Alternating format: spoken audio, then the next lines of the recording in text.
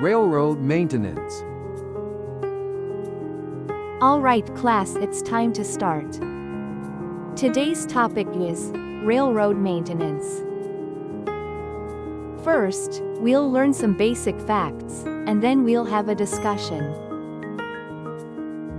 Why do you think trains need regular maintenance, just like houses and cars? Every day, trains travel long distances on tracks, carrying people and goods. If something goes wrong with the track's signals or the train cars, an accident could happen. Railroad maintenance helps keep everything working safely.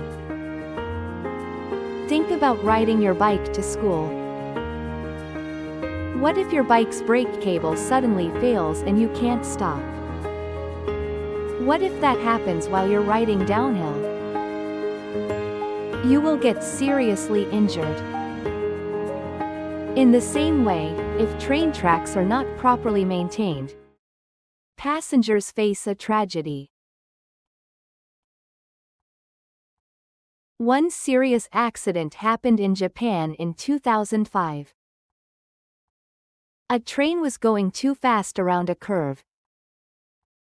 It derailed and hit a building. More than 100 people died. After this, Japan improved its safety systems. Now, trains slow down automatically when they approach dangerous areas. Besides speed control, Japan's trains also have an earthquake detection system.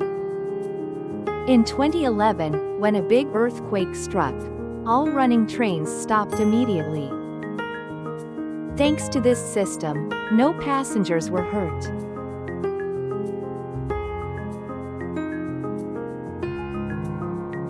Discussion.